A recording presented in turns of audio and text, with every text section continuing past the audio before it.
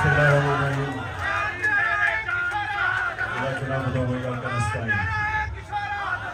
सबसे पहले ILF को मुबारक देता हूं।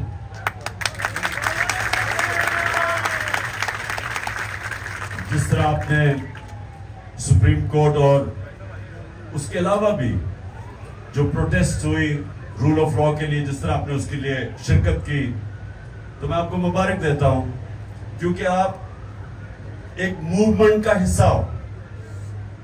और ये समझने वाली बात है कि ये पाकिस्तान की वो मूवमेंट है कि अगर यह हम शुरू में इस मुल्क में रूल ऑफ लॉ आ जाता, जब पाकिस्तान बना था, तो ये भी मुल्क आज कोई मलेशिया सिंगापुर की तरह का खुशहाल मुल्क होता।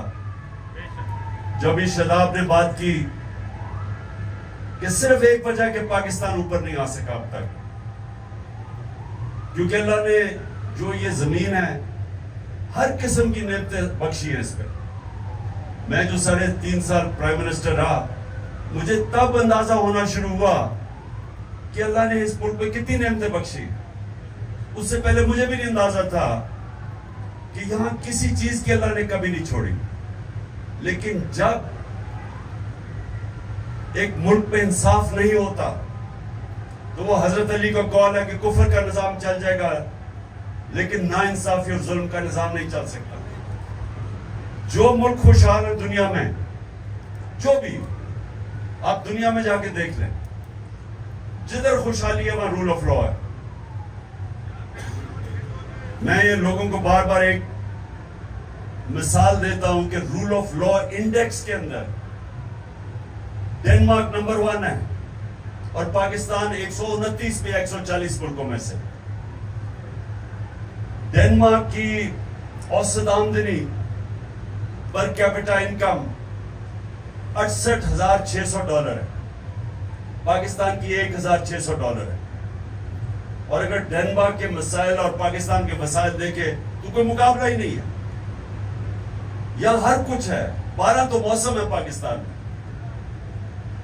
और उसके अलावा जो जरखेज तरीन जमीन है। यानी हमने क्यों नहीं आज पाकिस्तान की 1 करोड़ लोग बाहर नौकरियां कर रहे हैं? क्यों कर रहे हैं? क्या वजह कि पाकिस्तान में हमारा बेस्ट टैलेंट नहीं है? क्योंकि मेरिट सिस्टम ही नहीं है। रूल ऑफ लॉ का एक जो शाख होती है वो मेरिट होती है। तो जब मेरिट ही ना हो माशरे में, तो उस माशरे के अंदर तो कोई प्रोग्रेस का चांस ही नहीं है। न्यूजीलैंड 50 लाख आबादी है, तकरीबन 50 लाख आबादी है। पाकिस्तान की 23 करोड़ आबादी है। न्यूजीलैंड की जो क्रिकेट टीम है अभी आ रही है पाकिस्तान, 50 लाख की टीम पाकिस्तान का मुकाबला कर सकती है, हिंदुस्तान का मुकाबला कर लेती है। क्यों? क्योंकि उनका बेहतरीन मेरिट सिस्टम है जो टैलेंट ऊपर ले आता है। मुल्क वो आगे जाता है जिसका टैलेंट ऊपर आता है। तो जब एक मुल्क के अंदर एक सिस्टम टैलेंट को ऊपर ही नहीं आने देता, तो बेस्ट टैलेंट मुल्क से बाहर है। आज आप हैरान होंगे कि किस तरह के क्वालिटी के पाकिस्तानी आज पाकिस्तान से बाहर बैठे हुए हर फील्ड में। सिर्फ जो 10, आप ये सोचें कि 10 जो टॉप अमेरिका में पाकिस्तानी अमेरिकन बिजनेसमैन है, जो 10, हम IMF से $6 अरब के पीछे घुटनों के ऊपर उनके सामने भीख मांग रहे हैं। $6 अरब के पीछे 10 पाकिस्तानियों का $25 अरब वेल्थ है, वर्थ है $25 अरब। जो 16,000 पाकिस्तानी डॉक्टर है अमेरिका में, उनकी वर्थ, नेट वर्थ $200 अरब है। हमारे सिर्फ जो 20,000 पाकिस्तानियों ने जिन्होंने प्रॉपर्टी ली हुई है दुबई में, 20,000 पाकिस्तानियों ने $10.4 अरब की प्रॉपर्टी ली हुई। तो मुल्क गरीब है, पाकिस्तानी अमीर है, और उसकी वजह सिर्फ यह कि रूल ऑफ लॉ नहीं। ताकतवर तबका कानून से ऊपर है, बाकी लोगों को इंसाफ नहीं मिलता।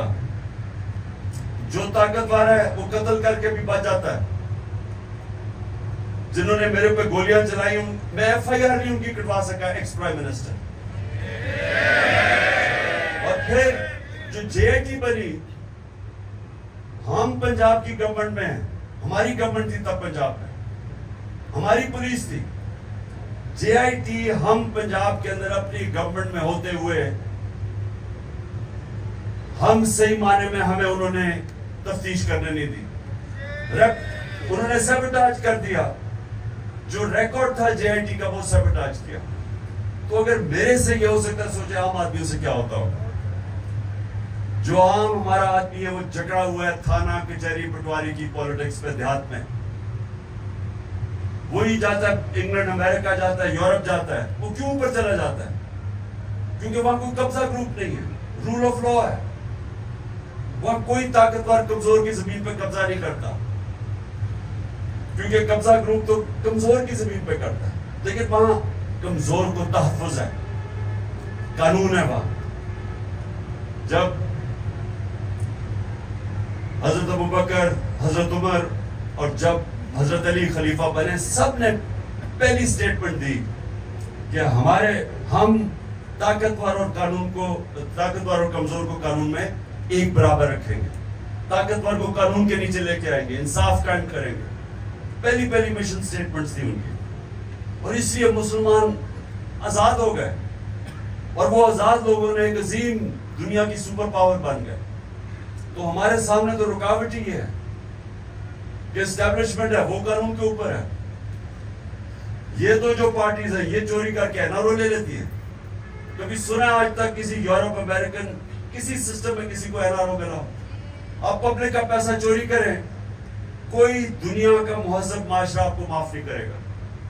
प्राइवेट चोरी माफ कर देगा, पब्लिक का पैसा कभी माफ नहीं करेगा। या पहले एनआरओ ले गए 2008 में, और आप फिर एनआरओ ले गए।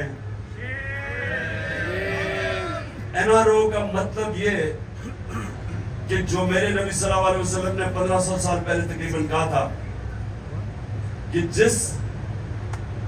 जब एक कौम ताकतवर मुजरिम को सजा नहीं देती और कमजोर मुजरिमों को सजा देती है, वो तबाह हो जाती है। तो यही तो एनआरओ है। ये आपके सामने वो जो उन्होंने 1500 साल पहले बात की, आपके सामने है। क्योंकि छोटा चोर नुकसान नहीं पहुंचाता इतना।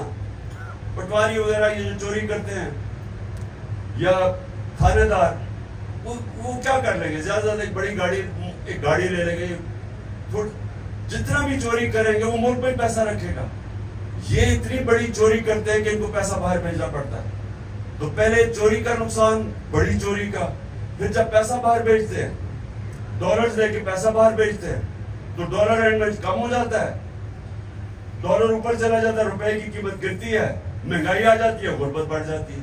ये हमारा ही मुल्क पे नहीं, ये सारी डेवलपिंग वर्ल्ड के अंदर यही मसला है। नाइजीरिया तेल के जखीरे पे बैठा हुआ है, सबसे ज्यादा तेल है अफ्रीका में, और गुर्बत भी है। क्योंकि वहां भी वो बड़े बड़े जो चोर हैं, वो डाकू हैं, उनको नहीं पकड़ सकते। वो सारा पैसा चोरी करके बाहर भेज देते हैं। तो हमारा मसला और आप सब के लिए, क्योंकि आप वो कम्युनिटी हैं जो ये समझती हैं, आप कानूनदान हैं, आपको समझ है इस चीज की।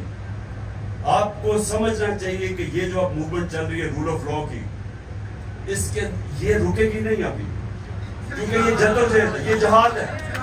इंसाफ जो है अभी आपने और जिंदा होना है इंशाल्लाह, इससे ज्यादा मैं आपको सुना सकूं।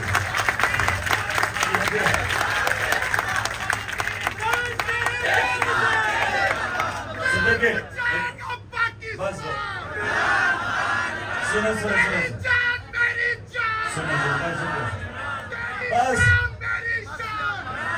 सुनो मेरी बात। अभी सारी एनर्जी यही ना खत्म कर दे, रोजे में वैसे कम होगी, चोर बजा के कर देंगे। अभी मेरी बात सुन ले, आगे अभी आपके इम्तिहान है, क्योंकि इस वक्त एक बड़ा तगड़ा माफिया इस मुल्क में कानून की हुक्मरानी नहीं आने दे रहा। इन्होंने पूरी कोशिश करनी है, ये जो भी 90 दिन के अंदर जो सुप्रीम कोर्ट, और हम दाद देते हैं आज सुप्रीम कोर्ट को और चीफ जस्टिस को,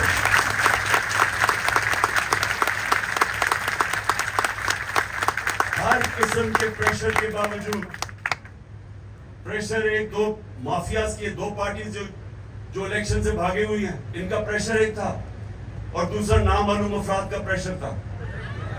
तो इन दोनों ने देते हैं अपने चीफ जस्टिस को कि वो प्रेशर बर्दाश्त कर गया।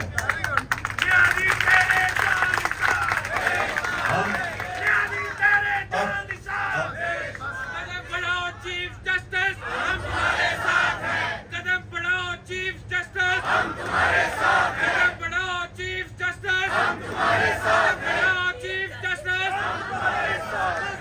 पूरी तेरा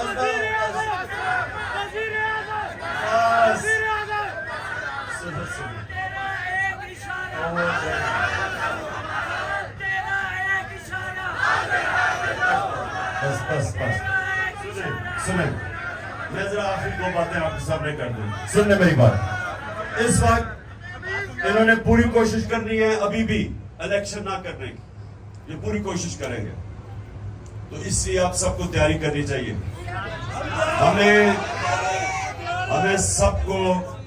हमें सबको सड़कों पे इसलिए निकलना पड़ेगा कि ये जो कानून की हुक्मरानी का असल में मकसद होता है आजादी। हकीकी आजादी जो होती है वो आती है इंसाफ से। फंडामेंटल राइट्स जब आपके एक मुल्क का निजाम उनकी हिफाजत करता है तो लोग आजाद हो जाते हैं। एक मिनट, अभी नहीं, बस और बस करो।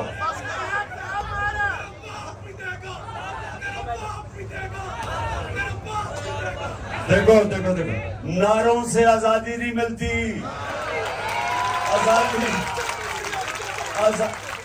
आजादी कोई प्लेट में पकड़ा के नहीं देता, जद्दोजहद करनी पड़ती है। और उसके लिए हकीकी आजादी के लिए इंशाअल्लाह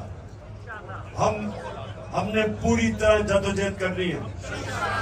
और आप सब ने मिलके और सब वकीलों को, ILF आपका काम होना चाहिए, बाकी भी आप बाकी भी वकीलों को मिलाएं, क्योंकि सारे वकील आइन और कानून के साथ खड़े हैं। इन सबको मिला के आपको ये जो माफियाज हैं, वकीलों में भी माफिया है। माफिया कैसा है? पैसा चल रहा है, इनको तो पैसा चल रहा है, पैसा चल रहा है। तो आपको तैयार होना पड़ेगा, नजर रखनी पड़ेगी। अभी भी ये इलेक्शन से निकलने की कोशिश करेंगे और हमने इनको इलेक्शन से निकलने नहीं देना। ये जो आपको पता ना, हम जब छोटे में जब क्रिकेट खेलता था बचपन में, तो जब ऐसी भी रोंदू टीमें आती थी, जब वो हारने लगती थी ना, वो विकेट उठा के भाग जाते थे। तो अब ये भी विकेट उठा के भाग रहे हैं। हम कह रहे वापस आओ, खेलो मैच, भाग रहे हैं।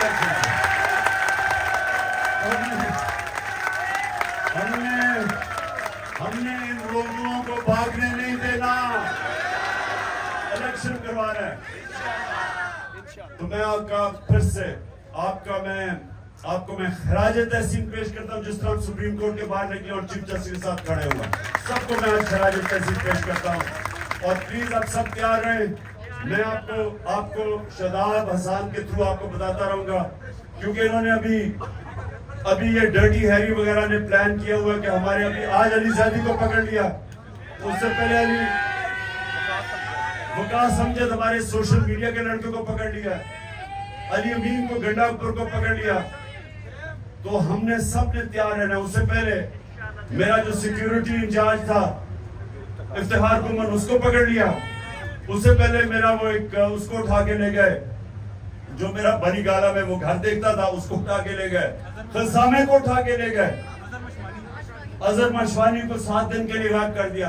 तो ये जो इस मुल्क के अंदर जंगल का कानून है, इसके खिलाफ हमने सबने जहाद करनी है। ये जंगल का कानून है, जब चाहे जिसे पकड़ ले और जो मर्जी किसी से कर ले, उनको डर ना हो, कानून का कोई इनको फिक्र ना हो, क्योंकि कानून से ऊपर बैठे हुए हैं। तो ये है हमारी जंग, और इंशाल्लाह आप सबने मेरे साथ मिलकर इंशाल्लाह हम कामयाब होंगे।